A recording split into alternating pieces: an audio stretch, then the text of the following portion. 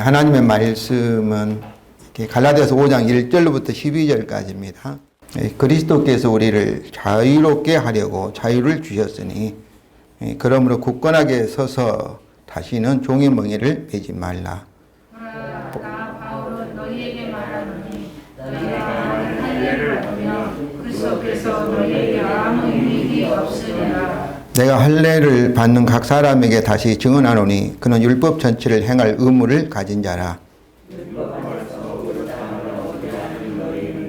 그리스도에서 끊어지고 은혜에서 떨어진 자로다. 우리가 성령으로 믿음을 따라 의의 소망을 기다리노니 그리스도 예수 안에서는 할례나 무할례나 소용이 없으되 사람으로서 역사하는 믿음뿐이니라. 너희가 다름질을 잘 하더니 누가 너희를 막아 진리를 순종하지 못하게 하더냐. 그 권면은 너희를 부르신 이에게서 나온 것이 아니니라. 적은 누리기 온 덩이에 퍼지느니라. 나는 너희가 아는 마음을 끊지 아니할 줄을 주 안에서 확신하노라. 그러나 너희를 요동하게 하는 자는 누구든지 심판을 받으리라. 형제들아, 내가 지금까지 할례를 전하였다면 어찌하여 지금까지 박해를 받으리요. 그리하였으면 십자가의 걸림돌이 제거되었으리니. 너희를 어지럽게 하는 자들은 스스로 되어 아멘.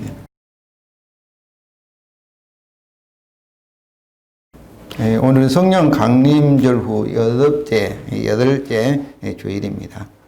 우리는 지금까지 어떻게 성령의 인도함을 받는 삶을 할 것인가, 어떻게 성령을 경험하고 성령이 주시는 풍성한 열매를 맺는 충만한 삶을 살 수 있는가에 대해서 살펴보고 있습니다. 오늘도 이 본문을 통해서 성령 충만한 삶에 대해서 살펴보고자 합니다.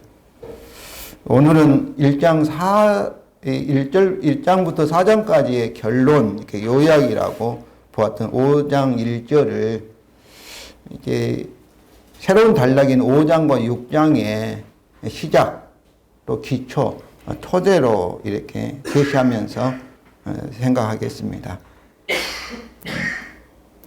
5장 1절이 5장과 6장의 기초를 이루고 있기 때문에 5장과 6장을 잘 이해하기 위해서는 1절 말씀을 정말로 잘 이해를 해야 됩니다. 뿌리가 되기 때문에 그렇습니다.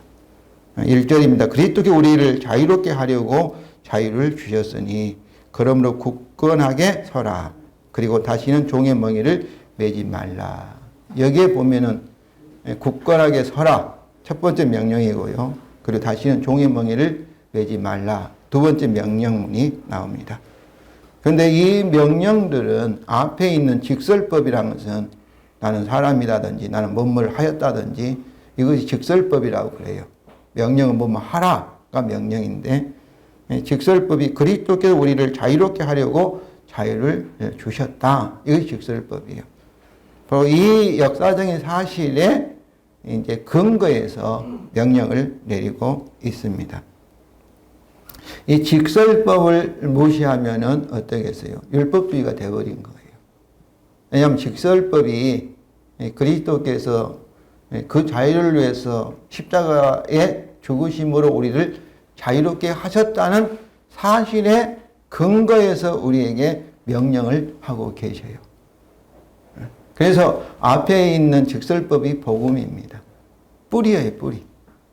뿌리로부터 떨어져 있으면 어떠겠어요? 우리가 아무리 노력하고 명령을 지키려 해도 할 수 없고, 이것이 이제 율법주의로 잘못돼 버려요. 그러니까 율법주의는 꼭 이 구약에서 율법을 지키려고 하는 것만이 율법주의가 아니에요. 스스로 성경, 신약에 있는 성경 말씀도, 좋은 말씀도 스스로 지키려고 하면은 그것이 율법주의예요. 예수 그리스도의 십자가의 복음을 떠나서 내 스스로 하는 것은 종교가 되어버리고, 그것이 잘못된 기독교가 아닌 그런 이단, 잘못된 율법주의로 빠져버리게 돼요. 그래서 이 직설법이 항상 기초다, 항상 토대다. 이것은 오늘 말씀뿐만 아니라 성도 여러분, 우리 교회가 성장하는 것도 다 5장 1절 예수 그리스도의 십자가의 복음에 기초하고 있습니다. 또 우리 개인의 삶도 마찬가지예요. 그리스도인은 다 예수 그리스도의 십자가 사건에 뿌리를 둬야 돼요. 예수 그리스도와 연합해서 사는 사람이 그리스도인이에요.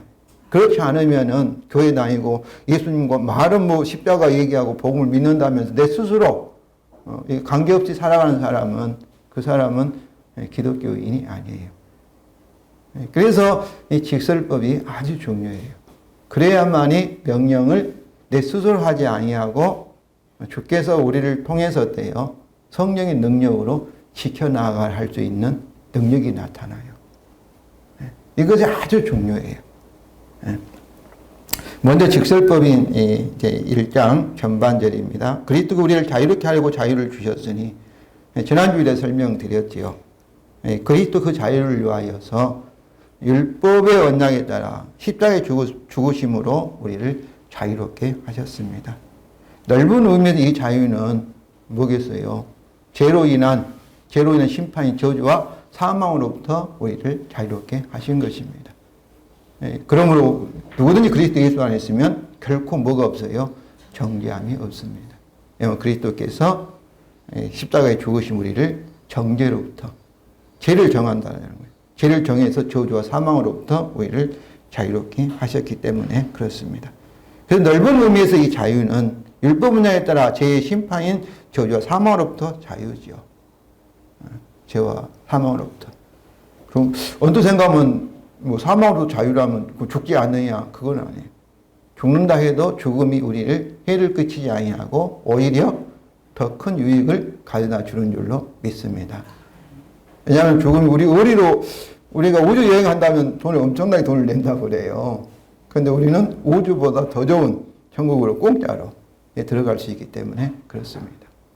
그러니까 언뜻 보면 죽음이 우리를 해를 끼칠 것 같지만은 그러나 끼치지 못해요. 그러나 믿지 않는 사람들 어떻겠어요? 그 죽음을 통해 그들은 어디로 가요? 천국으로 가지 못하고 지옥으로 가기 때문에 믿지 않는 사람들의 죽음은 아주 큰 참으로 위험한 일이죠. 그러나 우리 믿는 사람들은 죄로부터 또 저주와 사망으로부터 자유를 얻었기 때문에 성도 여러분 해방되어 있기 때문에 우리가 죽어도 영원히 살고 죽어도 영원 천국에서 더 좋은 영생 복락을 누릴 줄로 믿습니다. 또 이것은 죄의 권세 또 마귀로부터 우리가 이렇게 자유를 얻은 것입니다. 그래서 여러분이 마귀를 쫓아낸다는 것은 예수 그리스도 십자가의 의미를 설명해 주면 되는 거예요. 진리가 우리를 자유롭게 하는 거예요. 우리는 죄로부터 죄값을 다 지불했기 때문에 마귀에게 종노를 할 이유가 없어요. 이 사실을 가지고 여러분이 마귀에게 나 속이지 마라, 나 안 속아 하면은 마귀는 여러분을 참으로 여러분에게 나갈 줄로 믿습니다. 속이는 거예요. 예수 그리스도 십자가의 이런 사건들을 모르게 하고 믿지 못하게 하여서 속이는 거예요. 거짓말하는 것이죠. 그런데 우리는 십자가 진리를 알기 때문에 어둠의 세력인 마귀가 빛의 자녀는 우리에게 어떻게 할 수가 없는 것이죠. 그러니까 죄의 권세와 참으로 마귀로부터 자유를 얻었습니다. 그러나 좁은 의미에서 자유는 율법에 따라 하나님의 율법을 얻는데 어떤 조건이나 의무나 제약으로부터 자유를 말합니다. 왜냐하면 그리스도께서 우리를 위하여 그의 십자가로 율법 언약을 다 이루셨기 때문에 그렇습니다. 우리 인간편에서. 그러면 하나님 편은 어때야 되겠어요? 율법 언약에 따라 하나님께서 우리에게 영생과 복을 주셔야 하는 것이죠. 성도 여러분, 그리스도의 십자가에 기초한 새 언약은 우리에게 절대로 파기될 수가 없습니다. 천지가 흔들려도 하나님께서 우리에게 새 언약대로 하시기 때문입니다. 하시기 때문이다는 표현이 정확하지 않아요. 하셔야만 하기 때문이다. 만약에 하나님께서 새 언약도 우리에게 하지 아니하시면 어떻게 됐어요? 언약에 따라서 하나님께서 죄를 짓는 것과 마찬가지입니다. 언약을 범한 거예요. 그러면 언약에 따라 하나님이 처벌을 당하셔야 돼요. 근데 하나님께서 그러시겠습니까? 하나님께서 신실하시고 하나님은 전능하시기 때문에 언약대로 하실 수밖에 없어요. 그렇지 않겠어요, 여러분?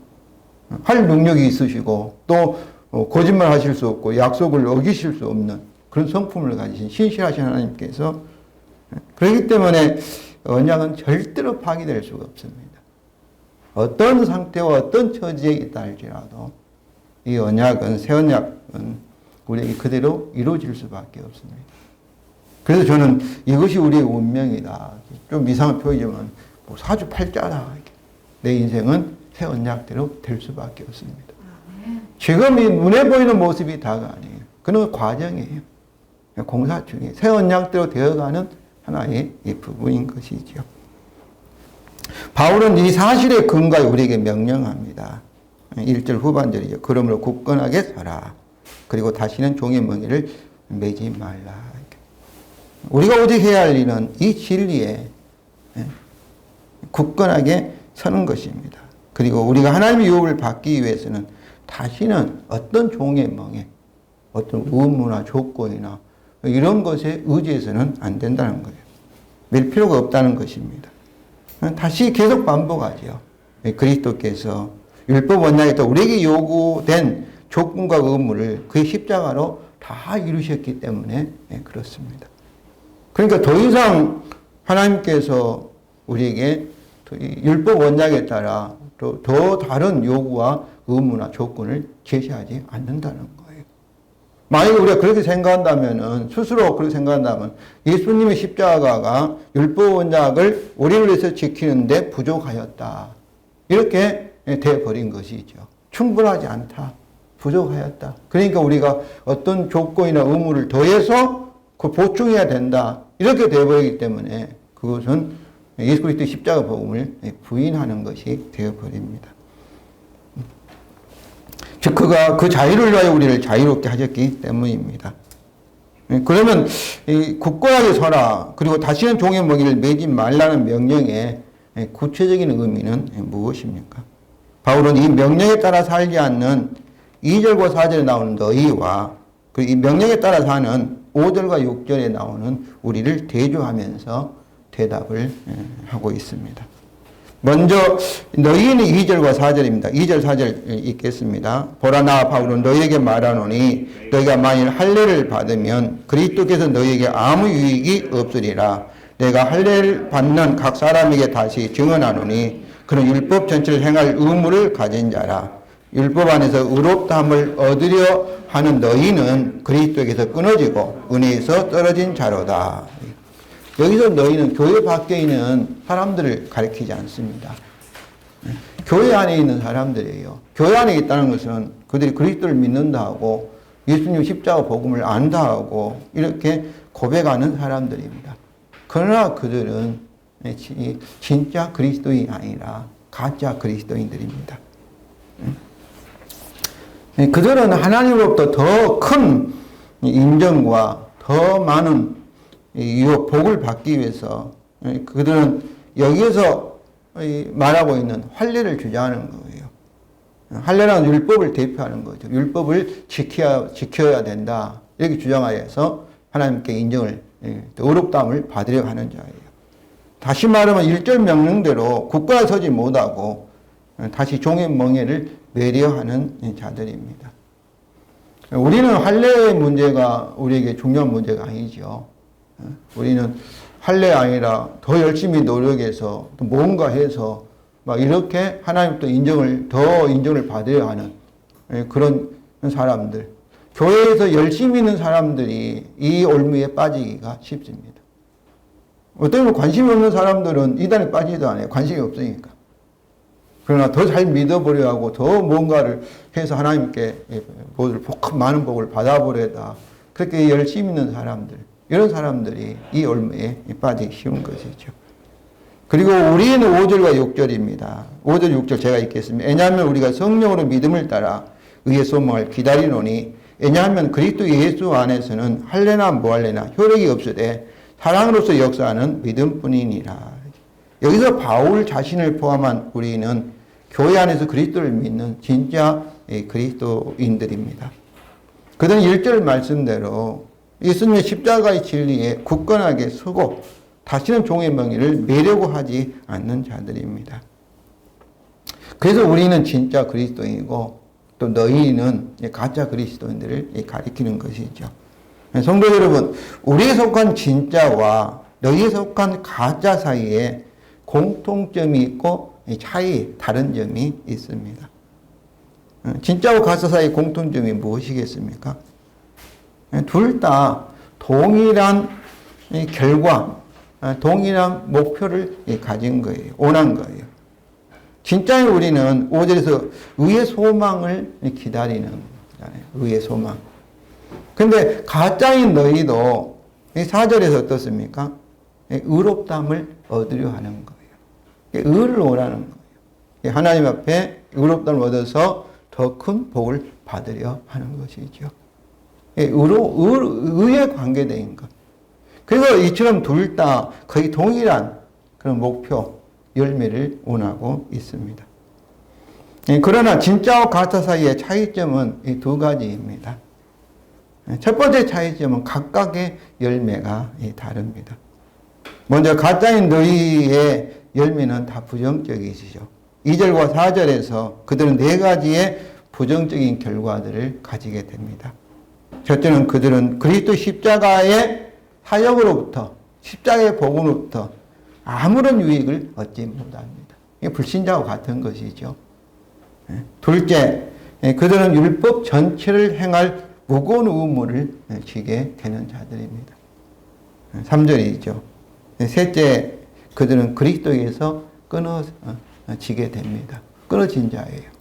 또 4절에서 그들은 하나님의 은혜에서 떨어집니다.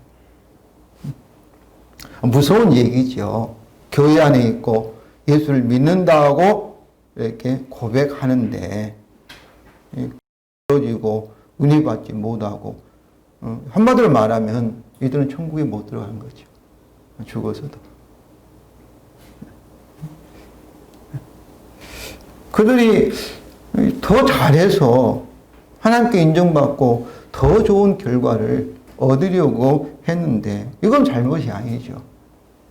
그 목표나 소원이나 동기는 잘못이 아닌데 이처럼 무섭고 엄청나지 않습니까? 부정적인 결과를 얻게 됩니다. 그래서 2절에서 보면은 사도 바울이 보라 나 바울은 너희에게 말한다. 또 3절에서 내가 할례를 받는 각 사람에게 개인적으로 각 사람에게 다시 증언한다. 이 표현으로 그들에게 엄숙하게 엄중한 경고를 하고 있습니다. 이제 진짜 우리의 긍정적인 결과가 무엇입니까? 5절 6절을 보면은 우리의 결과들이 제시되고 있습니다. 우리에게 결과는 우리가 5절에 성령으로 믿음을 따라 의의 소망을 기다리는 것입니다. 의의 소망인데 의의 소망이 무엇인가? 뭐 의라는 의, 나의 하면 의가 소유격인데 소유격을 두 종류로 해석합니다. 주격으로 해석하게 하고 목격격으로 해석하고. 이게 여자의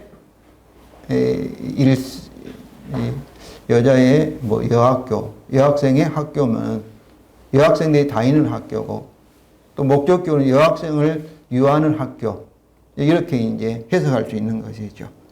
그래서 의의 이 소망인데 목적으로 해석하면 의를 소망함이죠. 소망은 이제 우리들이 사람이죠. 의 자체를 소망하는 것이죠. 이것은 성도가 믿음으로 말미암아 얻은 의가 종말론적으로 점점 완성되기를 소망하는 것입니다. 근데 둘째는 의에서 주격으로 해석하면 의가 만들어내는 것을 말합니다. 의가 생산해내는 것 이렇게 볼 수 있지요. 의가 소망의 주인이 의라는 것이죠. 주어로. 다시 말하면 의의 열매라 이렇게 볼 수 있습니다. 여기서 첫 점이나 둘 점이나 거의 같은 내용이지만은 둘째 의미가 우리에게 더 구체적인 것 같기에 여기서는 의의 소망을 의의 열매로 이해하고자 합니다. 우리가 의의 열매가 무엇인가 하면은 이것도 새 언약에 따라 하나님께서 우리에게 복을, 영생과 복을 주시는 것도 의의 열매지요. 또 천국을 우리가 새하늘과 새 땅을 이렇게 얻는 것도 의의 열매, 의의 결과지요.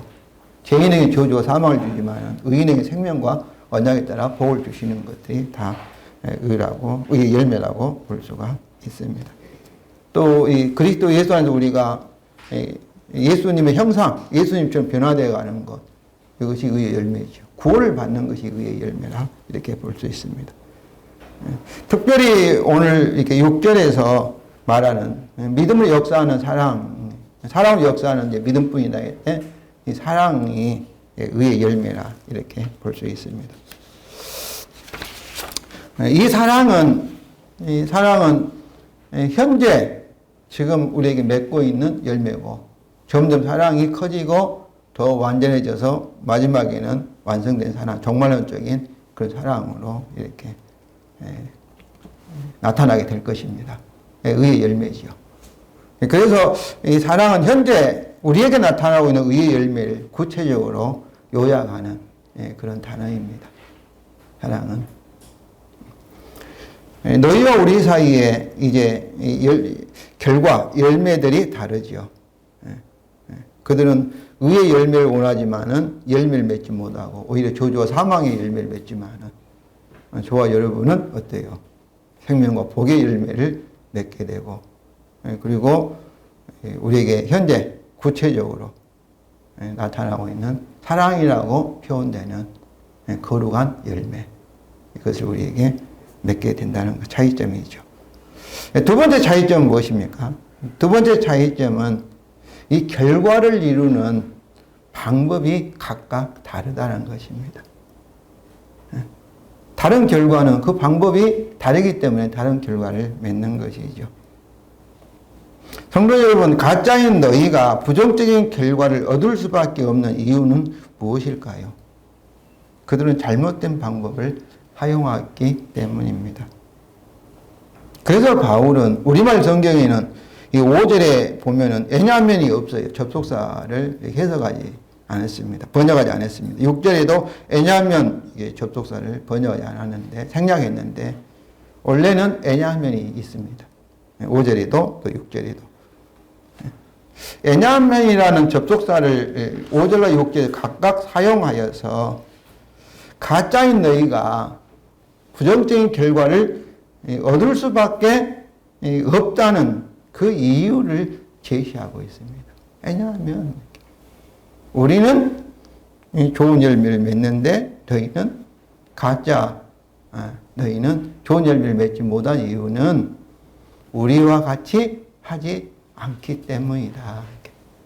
5절과 6절에서 말하는 바른 방법대로 너희가 하지 않기 때문에 너희는 너희의 방법에 따라 그런 부정적인 열매를 맺을 수밖에 없다.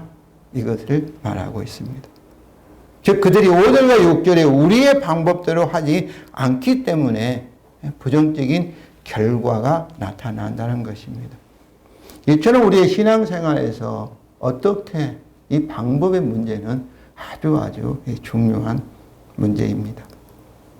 옛날에 아주 부자가 황금 침대에 누워서 인생의 문제를 깊이 생각하던 그러나 인색하였던 부자가 있다는 소식을 들은 지혜자가 밤중에 그의 부자의 지붕 위에 올라갔습니다. 부스럭거리는 소리를 들은 부자는 창문을 열며 외쳤습니다. 거기 누구냐? 이렇게. 누가 있느냐? 이제 지붕에. 지혜자가 대답합니다. 낙타를 잃어버려서 낙타를 찾고 있어요. 이렇게.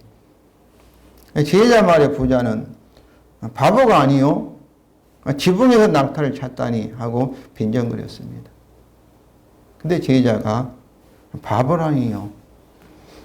비단 잠옷에 황금치대에 누워서 하나님을 찾는 당신은 어떠하고요?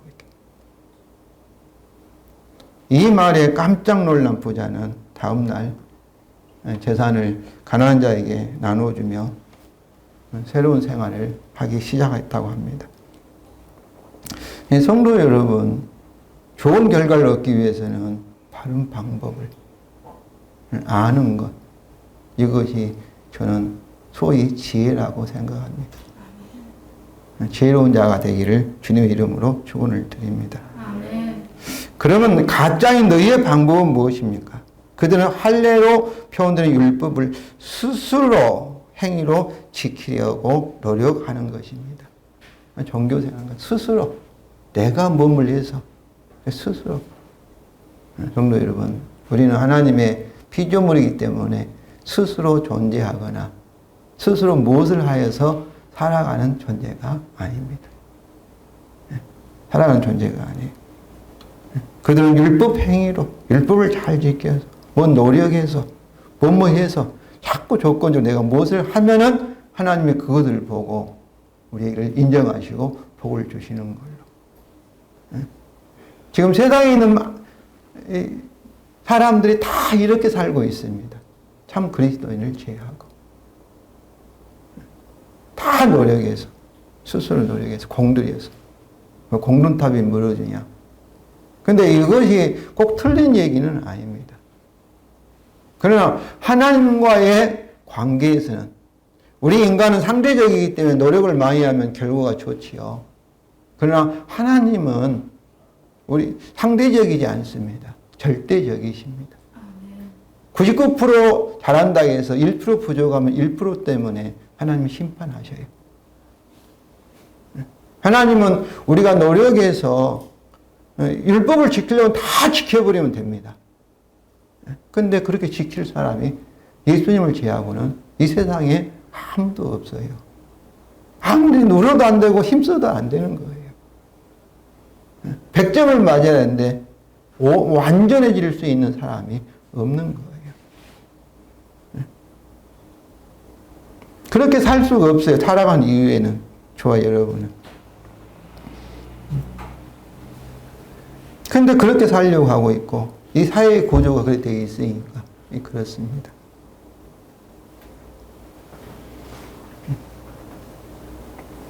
그러나 진짜 우리의 방법은 무엇입니까? 5절에 있죠. 왜냐하면 우리가 성령을 믿음에 따라 의의 소망을 기다리노니. 우리 스스로 육체의 행위로 의의 열매를 맺는 것이 아닙니다. 여기 5절을 보면 우리 성령으로 하는 거예요. 성령으로. 이것을 말하면 4장 7절에 보면은 우리가 하나님 유업을 얻는 것도 뭐래요? 하나님으로 말미암아 유업을 받은 자이라 해서 하나님으로 말미암아. 예수님은 우리를 대신해 새 언약을 다 이뤘기 때문에 이제는 누구 차례예요? 하나님께서 우리에게 새 언약들을 하실 차례예요.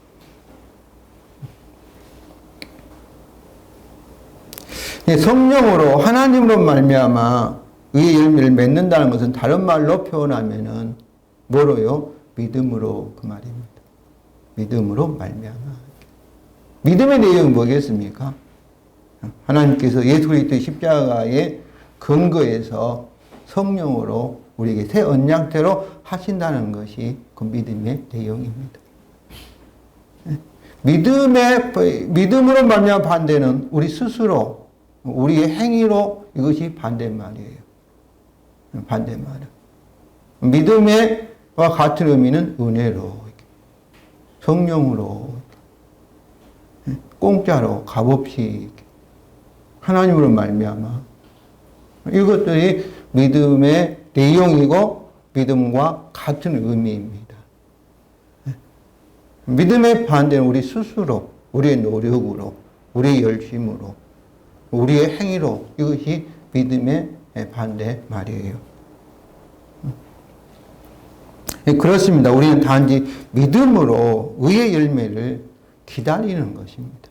우리가 의의 열매를 스스로 만들어내는 것이 아니라 하나님께서 성령을 통해서 약속하신 대로 하실 것을 기다리는 거예요. 기다리는 거예요. 그렇습니다. 근데 여기서 기다릴 때 막연히 혹시나 될까 그런 생각을 기다리는 것이 아니라 새 언약의 근거에서 반대 언약대로 되니까 내 조건과 상관없이 천지와 환경과 상관없이 하나님께서 반드시 새 언약대로 되게 하시기 때문에 이런 믿음으로 확신을 가지고 기다린다는 겁니다.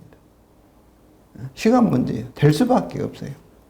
그래서 천지가 흔들려도 새 언약들이 이루어질 수밖에 없는 확실한 소망을 가지고 우리가 믿음으로 기다리는 것입니다. 예수님께서도 이 열매 맺는 원리를 제자들에게 말씀하셨습니다. 요한복음 15장 4절과 5절입니다. 내 안에 거하라. 나도 너희 안에 거하리라. 가지가 포도나무에 붙어있지 아니하면 스스로 열매를 맺을 수 없음 같이 너희도 내 안에 있지 아니하면 그러하리라. 나는 포도나무여 너희는 가지라. 그가 내 안에 내가 그 안에 거하면 사람이 열매를 많이 맺나니 나를 떠나서 너희가 아무것도 할 수 없습니다. 예수님께서 우리가 가짜인 너희처럼 스스로 열매를 맺을 수 없다고 말씀합니다. 가지가 포도나무를 떠나서 어떻게 맺을 수가 있어요? 가지가 포도나무에 붙어 있으면 포도나무가 그 가지를 통해서 열매를 맺는 것이죠. 즉 우리의 육체의 행위로 할 수 없다는 것이죠. 우리가 열매를 맺을 수 있는 방법은 우리가 그리스도 안에 거하면 그리스도께서 우리를 통하여 성령으로 의의 열매, 사랑의 열매를 풍성하게 맺을 수 있다는 것입니다. 그래서 성도 여러분, 이 원리에 근거해서 우리 교회에 표를 만들었습니다. 우리는 주님께 연합되고, 주님과 연합되고, 그 다음에 주님께 양육을 받고, 주님이 열매를 맺는 공동체이다. 첫째, 우리는 주님과 연합되었습니다. 그리스도의 안에 있는 자예요. 혼자가 아니에요. 이제는 내가 사는 것이 아니라 내 안에 누가 산다고요? 그리스도가 사신 것이다. 다른 말로 말하면 내 인생이 내 것이 아니고 그리스도가 나를 십자가에 죽으시고 부활하셔서 눈에 보이지 않지만은 성령으로 내 안에 오시고 나와 함께 하시고 세상 끝날 때 떠나지 않으실 그리스도가 내 인생의 주인이다. 나를 통해서 사신다. 이것이 새 언약입니다. 둘째는 주께서 그리스도 안에서 우리를 뭘 하신다고요? 훈련하신다. 저는 제자 훈련은 목사가 하는 것이 아니라고 생각합니다. 주님이 직접 여러분을 훈련하셔요. 모든 환경을 사용하셔서. 주님은 내 인생의 주인도 되시지만 하늘과 땅의 모든 환경의 주인이 되세요. 처음과 나중이 되셔요. 어떤 때는 아픔을 통해서, 어떤 때는 사업의 망함을 통해서, 어떤 때는 다른 사람과 관계가 나빠짐을 통해서. 이 세상의 우연은 그리스도 안에 있는 사람에게는 없습니다. 다 하나님의 섭리가 있어요. 이 모든 환경은 무엇을 위한 환경이에요? 주님이 우리를 양육하기에 가장 좋은 환경이에요. 어떤 사람은 아주 쉬운 길을 가게 하는데 그분에게는 가장 좋은 환경. 어떤 사람은 그냥 계속 어려운 길을 가게 해요. 그에게 가장 맞는 방법으로, 가장 좋은 환경으로 주께서 우리를 인도하시면서 여러분을 양육하고 계심을 믿으시기 바랍니다. 아멘. 그래서 마태복음 11장 29절입니다. 나는 마음이 온유하고 겸손하니 나의 멍에를 메고 내게 배우라. 그러면 너희 마음이 힘을 얻으리니. 나의 멍에를 메고 이것은 쟁기질을 하는 소가 주인의 멍에를 메는 것처럼 예수님을 나의 주님으로 메고 주님을 따라가는 주의 말씀 순종하고자 하는 사람이 이 멍에를 맨 사람입니다. 말로만 주의하면 실제로 예수님이 그 소의 주인이 누구예요? 쟁기질 한 사람이 주인이잖아요. 예수님 내 인생의 주인입니다. 이것이 복음의 의미예요. 예수님 부활, 승천, 하나님 보좌 우편에 앉으셨다는 의미가 예수한 사람이 나의 주인이 되시고 나의 왕이 되신다. 여기서 내게 배우라는 말씀은 예수님에 대해서 배우라는 것이 아니에요. 나에 대해 배우라는 것이 아니에요. Learn about me가 아니라 learn from me예요. 나에게 직접 배우라 이 말씀이세요. 나에게 직접 배우라. 이 말씀은 어떤 게 있어요? 내가 직접 가르쳐 주겠다 이런 말씀이죠. 직접 말씀하시고 가르쳐 깨닫게 하시고 가르쳐 주겠다 그런 뜻 아니겠어요? 그래서 부활한 주님이 나를 따르라 이렇게 요한복음 21장 19절에 베드로에게 말씀하신 것처럼 우리를 인도하시고 보호하시고 양육하고 계신다고 저는 믿습니다. 우리가 감당하지 못할 이리 갈까 저리 갈까 어떻게 할 수 없는 상황 속에서도 그때 누가 계세요? 주님이 계시고 주님이 선한 목자 되어서 우리를 인도하고 계신다. 그때는 막 당황해서 어떻게 할지 그러지 마시고 차분히 앉으셔서 주님 어떻게 할까요? 어떻게 인도하시겠습니까? 주께 맡기셔야 돼요. 아멘. 지금 당장 참으로 있다 할지라도 주께서 주님이 책임지신다. 책임자라. 그런 뜻이죠. 마지막으로 포도나무 가지를 통해서 풍성 열매를 맺는 것처럼 부활하신 주님이 우리를 통해서 열매를 맺습니다. 이것이 복음의 내용이에요. 새 언약이에요. 주님이 직접 여러분을 통해서 열매를 맺습니다. 그렇습니다. 성도 여러분. 그리스도 예수 안에서는 할래나 무할래나 열매인데 효력이 없습니다. 오직 효력이 있는 것은 뭐예요? 우리의 믿음뿐입니다. 6절에 있죠. 왜냐하면 그리스도 예수 안에 할래나 무할래나 효력이 없어요. 사랑하는 역사는 믿음뿐이라. 오직 믿음만이. 믿음만이. 여기서 교회 안에 있는 진짜인 우리는 믿는다고 합니다. 그런데 교회 안에 있는 가짜인 너희도 어떻게 말해요? 믿는다고 다 얘기합니다. 믿는다고 하니 교회 다니는 거죠. 근데 우리가 주장하는 믿음이 진짜냐 가짜냐는 무엇에 달렸어요? 열매에 달렸지요. 사랑이라는 의의 열매가 나타나는 사람에게는 그 믿음이 진짜이죠. 그러나 이런 열매가 없어요. 교회 다녀도 그냥 믿지 않는 사람과 비슷해요. 그러면 어떠겠어요? 그 믿음이 가짜일 수가 있고 또 그 믿음이 진짜이지만은 어때요? 오늘 십자가의 복음을 깊이 깨닫지 못하고 마치 너희가 하는 것처럼 다른 이 세상에 연장하고 천박한 초등학문에 다시 종로를 하고 있기 때문에 성령이 역사하지 않고 성령을 통해 사랑의 열매를 주께서 맺지 못하고 있습니다. 그렇다면 성도 여러분, 여러분은 어떠한 열매를 맺고 있습니까? 의의 열매의 사랑을 맺고 있습니까? 오랫동안 교회를 다니면서 열심히 신앙생활을 하였어도 의의 열매의 사랑이 없다면 우리는 세상의 초등학문에 종로를 하며 잘못된 방법으로 신앙생활을 하고 있을 수 있습니다. 우리는 가짜 그리스도인이 될 수도 있습니다. 최근에 행한 여론조사에서 개신교의 다수의 성도들은 교회당에서 예배를 드리지 않고 가정에 동영상 예배를 드리는 데 있어서 집중하기가 어렵다고 하였는데 천주교 많은 신자들은 하나님이 어디든지 계시기 때문에 성당에서 미사를 드리지 않고 가정에서 동영상 예배를 드려도 만족한다고 하였답니다. 이런 결과에 저는 목사로서 많이 부끄럽습니다. 우리 개신교 특징은 천주교보다 성경 말씀을 강조하고 성경 공부를 강조하고 제자 훈련을 많이 하고 있는데 하나님이 받은 참 예배는 무엇입니까? 요한복음 4장 24절에 하면 진리와 영으로 드리는 예배가 하나님이 받으신 예배입니다. 진리는 뭐겠어요? 예수 그리스도 십자가의 복음이 진리입니다. 그럼 반드시 영은 성령이에요. 그러면 반드시 믿음으로 드리는 복음을 믿는 믿음을 드리는 성도에게 그 예배 현장에 반드시 하나님께서 성령으로 임재하시고 영광을 나타나게 되어 있습니다. 이것은 우리 개신교인들이 진리이신 그리스도에 의존하지 않고 환경에 좌우된다는 의식이 이 세상의 초등학문에 의존하는 모습이기 때문에 그렇습니다. 교회당에 드리는 예배는 진짜 예배고 가정에 드리는 예배는 조금 이렇게 덜 떨어지 이런 식으로 생각하는 거죠. 그건 뭐겠어요? 환경에 좌우된다는 거죠. 우리 예배가.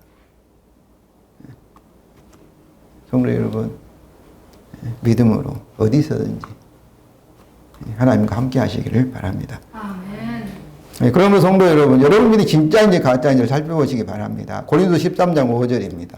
너희는 믿음 안에 있는가? 너희 자신을 시험하고 너희 자신을 확증하라. 예수 그리스도께서 너희 안에 계신 줄을 너희가 스스로 알지 못하느냐? 그렇지 않으면 너희는 버림받은 자니라. 어떻게 눈에 보이지 않는 부활하신 그리스도가 우리 안에 계신 줄을 알 수 있습니까? 어떻게 우리 믿음이 진짜인지 가짜인지를 알 수 있겠습니까? 그것은 믿음으로 역사하는 구체적으로 나타나는 사랑의 열매입니다. 사랑의 열매가 나타나면, 의의 열매가 나타나면 우리 안에 그리스도가 계신 것이며 우리 믿음도 진짜인 것입니다. 다시 5절과 6절입니다. 왜냐하면 우리가 성령으로 믿음을 따라 의의 소망을 기다리노니 그리스도 예수 안에서는 환난이나 멀제나 효력이 없으되 사랑으로서 역사하는 믿음뿐이다. 이 5절과 6절은 믿음, 소망, 사랑이 다 들어있습니다. 그리고 5절과 6절에는 성령으로 믿음을 따라 의의 소망, 또 의의 열매를 소망, 또 그리스도 예수 안에 이런 말씀들이 다 들어있어요. 그래서 유명한 주석자인 알베르트 벵겔은 5절과 6절이 이 두 절이 기독교의 전부가 들어있다 이렇게 말하였고, 또 유명한 이 벳지라는 갈라디아 주석으로 유명한 벳지라는 사람은 1장과 4절에 언급됐던 일련의 이 교리적인 이 요약이 5절과 6절이라고 했습니다. 그래서 5절과 6절이 기독교의 교리적인 요약이기 때문에 이 말씀을 잘 이해하시면 여러분의 풍성한 의의 열매가 맺히시기를 바랍니다. 빌립보 1장 11절입니다. 예수 그리스도로 말미암아 의의 열매가 가득하여 하나님의 영광과 찬송이 되기를 원하노라. 여기서도 의의 열매 예수 그리스도로 말미암아, 다시 말하면 믿음으로 말미암아 여러분의 의의 열매가 가득하시기를 바랍니다. 이제 바울은 최종의 결론을 7절부터 12절에서 내리고 있습니다. 그의 결론은 무엇입니까? 그는 여기서도 거짓 진리와 복음의 진리를 대조하면서 그의 최종적인 결론은 오직 그리스도의 복음뿐이다는 것입니다. 먼저 바울은 갈라디아 성도에게 있는 당면의 문제의 원인을 7절 9절에서 지적합니다. 너희가 다름질을 잘하더니 누가 너희를 막아 진리를 순종하지 못하게 하더냐. 그거면 너희를 부르신 이에게 난 것이 아니라 적은 누리게 온 땅에 퍼지느니라. 그러니까 우리가 이런 믿음을 한다면 가만히 있는 것처럼 이렇게 감남에서 입 벌리고 있는 것처럼 생각해요. 우리가 믿음으로 한다는 것도 열심히 하는 것입니다. 근데 그 열심이 내 스스로 힘의 열심이 아니라 성령을 통해 주시는 능력을 받아서 하는 열심이 다름질이에요. 다름질. 그 차이죠. 근데 여기서 보면은 복음은 진리이며 우리를 부르시는 하나님께서 난 것이지만 그들의 고면은 하나님이 난 것이 아닌 거짓이라는 것이죠. 또 온 덩어리에 들어있는 작은 누름은 보이지 않고 온 덩어리와 구별할 수가 없습니다. 그런 것처럼 가짜와 진짜를 교회 안에서 구분하기 힘들어요. 왜냐하면 그들도 이 복음을 믿는다 하고 복음을 말하고 있기 때문에 그렇습니다. 예수님을 말하고 율법주의자들, 막 열심히 믿는 사람들도 다 예수를 믿는다고 얘기를 해요. 그러나 결과는 무엇입니까? 결과는 분명하고 엄청나게 다릅니다. 이어서 바울은 이 문제 해결을 찾고 거짓 지도자의 주장을 철저하게 배격할 것을 독려합니다. 10절과 11절이죠. 나는 너희가 아무 다른 마음을 품지 아니할 줄을 주 앞에서 확신하노니 그러나 너희를 요동하게 하는 자는 누구든지 못하리라 심판을 받으리라. 형제들아, 내가 지금까지 할례를 전한다면 어찌 지금까지 박해를 받으리요. 그리하였더라면 십자가의 걸림돌이 제거되었으리라. 진리인 복음을 전하지 않고 거짓 진리를 전하는 자는 누구든지 심판을 받게 됩니다. 심지어 바울이라 할지라도 할례를 수용하고 그의 복음 전파와 함께 할례를 전했다면 어떻겠어요? 그는 유대인으로부터 미움을 받지 않고 환영을 받았겠지요. 그러나 그가 전한 이 복음은 진리가 아니기 때문에 능력도 사라져 버렸을 것입니다. 그렇다면 바울은 어떻겠어요? 거짓 진짜 사도가 아니라 거짓 사도일 것이며 또 하나님으로부터 심판을 받았을 것입니다. 그렇습니다. 오직 그리스도 십자가의 복음입니다. 오늘날도 오직 그리스도의 복음 외에 무슨 이유에서인지 사람들의 마음을 기쁘게 한다든지 교회를 부흥시키기 위해 한다든지 사람이 원하는 걸 막 주는 거지요. 사람이 욕망하는 것을 주는 거죠. 우리 한국에서 가장 큰 목사님이 교회를 성장하는 방법에 말을 달리게 하려면 말 앞에 홍당무를 이렇게 주는 것처럼 사람이 원하는 것을 주면은 사람들이 좋아해서 모인다는 거예요. 제가 직접 들었습니다. 교회 성경학 그 강의에서. 이 홍당무가 뭐겠어요? 사도가 핍박을 받지 않고 환영받고 유대인들이 막 교회에 몰리게 하기 위해서는 어떠겠어요? 그들이 원하는 것을 복음과 함께 줬다면은 십자가에 거친 어떤 방해물이 사라졌을 것이다. 이렇게 얘기하고 있지 않습니까? 무슨 이유에든지 복음과 함께 다른 것을 혼합하여서 소위 비빔밥 복음이라든지 뭐 짬뽕 복음을 전한다면 그는 진짜 목사가 아니에요. 가짜 목사입니다. 그리고 하나님의 심판을 받게 될 것입니다. 마지막으로 바울은 오직 진리인 그리스도의 복음이 아니라 가짜의 혼합복음을 전하는 자들에게 극적인 선언을 합니다. 12절이죠. 너희를 어지럽게 하는 자들은 스스로 베어버리기를 원하노라. 이렇게. 그는 그들이 스스로 교회에 떨어져 나가기를 선포하는 것입니다. 이처럼 바울의 최종적인 결론은 무엇이죠? 오직 진리인 그리스도의 복음입니다. 성도 여러분, 1절에서 굳건하게 서라. 그리고 다시는 종의 먹이를 매지 말라는 명령의 말씀 의미를 이해하시겠습니까? 십자가 복음을 붙들고 믿으라는 거죠. 오직 믿음으로 그런 뜻이죠. 이 명령을 우리 스스로 지키는 것이 아니라 주님께 성령을 더 지키시게 하는 것입니다. 우리가 오직 그리스도 십자가의 복음을 믿고 의의 열매를 소망하라는 것입니다. 그럼 주께서 새 언약대로 성령으로 반드시 우리에게 의의 열매를 풍성하게 맺게 하실 것입니다. 언젠가 주님이 오실 때에 새 언약대로 우리의 영광의 구원이 완성될 것입니다. 그때까지 우리에게 절대로 필요한 것은 오직 믿음뿐입니다.